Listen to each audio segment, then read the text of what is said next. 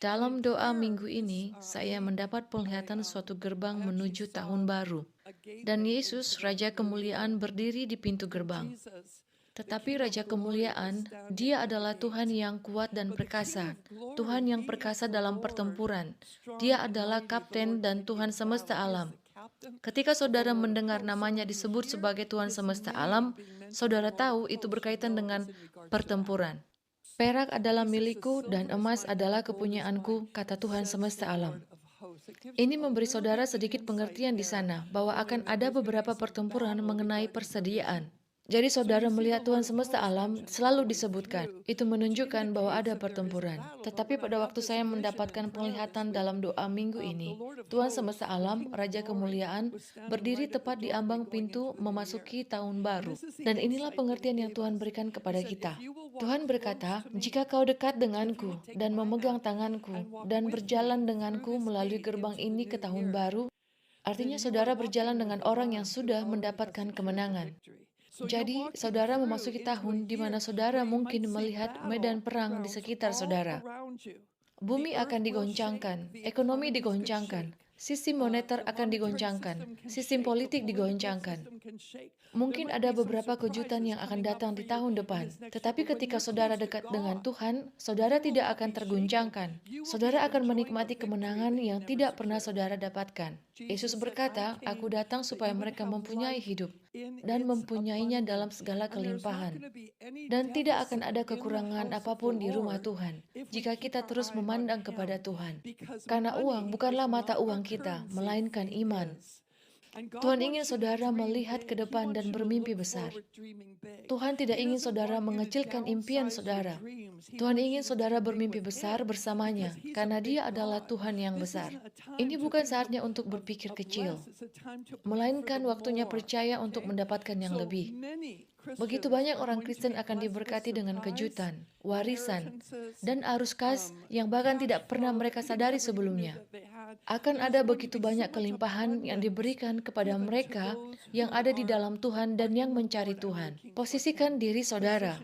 Jika saudara skeptis, dan jika ada ketidakpercayaan, dan jika ada ejekan di hati saudara tentang hal ini, dengan sikap seperti itu, saudara tidak akan diposisikan untuk itu. Tetapi jika saudara berharap, saudara akan diposisikan untuk kelimpahan. Alasan mengapa Tuhan akan memberikan kelimpahan untuk saudara di tahun ini adalah agar saudara dapat membantu orang-orang miskin. Dan itu tidak hanya hal-hal materi, tetapi yang terutama adalah hal-hal rohani. Jadi mereka yang tertindas, tertekan, dan bangkrut, saudara akan dipenuhi dengan kelimpahan spiritual. Dan dengan kekayaan spiritual di tahun ini, akan dapat memenuhi kebutuhan orang-orang yang hancur dan miskin dalam roh. Maka inilah saatnya bagi kita untuk sengaja menabur. Saya akan berbicara sedikit tentang menabur dalam hal keuangan. Karena akan ada banyak orang di dunia ini yang akan khawatir tentang keuangan mereka, dan mereka akan bereaksi. Dan ketika saudara bereaksi karena takut, saudara akan turun. Saudara akan turun dengan cepat. Maka kita harus siap sebagai orang yang aman dalam Tuhan. Dengan Tuhan ditambah kosong, itu sama dengan semua yang kita butuhkan untuk dapat memberikan harapan dan bimbingan kepada orang-orang di sekitar kita. Karena mereka akan membutuhkan dorongan kita. Doakan benihmu, karena saya melihat adanya percepatan supernatural. Dan itu seperti pertumbuhan yang ajaib pada benih. Apa yang saya lihat dalam roh adalah seperti fotografi selang waktu, di mana saudara memasukkan benih ke dalam tanah dan tiba-tiba itu tumbuh di depan mata saudara dalam waktu kurang dari 1 menit. Itu sepenuhnya tumbuh dan siap untuk dipanen. Jadi akan ada percepatan untuk benihmu dan saudara harus berdoa untuk itu. Lalu bagaimana caranya menabur? Izinkan saya memberi saudara beberapa hal untuk musim ini, dan ini untuk sepanjang tahun. Pertama-tama ini adalah waktu untuk menabur dalam iman. Percaya pada firman Tuhan tentang peningkatan yang Tuhan janjikan. Tuhan akan menyediakan benih yang saudara perlukan. Jika saudara tidak memiliki benih, mintalah kepada Tuhan. Saya melakukan itu sepanjang waktu. Saya berkata, Tuhan, hal itu menyentuh hatiku. Aku ingin menabur untuk itu. Tapi Tuhan tahu, saya sudah memberi semuanya. Jadi saya membutuhkan Tuhan untuk menyediakan benih. Ketika saya memiliki kerinduan untuk menabur, yang harus saya lakukan adalah meminta benih dan Tuhan memberikannya setiap saat. Sehingga kita tidak dapat berkata, saya sangat suka memberi, tetapi saya tidak bisa melakukannya. Kemudian hal berikutnya adalah menggunakan kata-kata saudara untuk memberkati benih saudara. Tuhan memberi saya kata yang keras untuk tahun ini. Tuhan berkata, waspadalah terhadap mulut kotor. Jangan biarkan kata-kata kotor keluar dari mulutmu.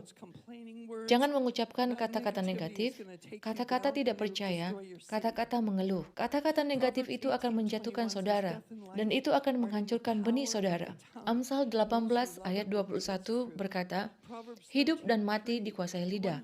Siapa suka menggemakannya akan memakan buahnya. Siapa menjaga mulutnya memelihara nyawanya. Siapa yang lebar bibir akan ditimpa kebinasaan. Jadi mari kita pastikan bahwa kita memberkati benih kita. Selalu berkati benihmu. Itu seperti pupuk untuk benihmu.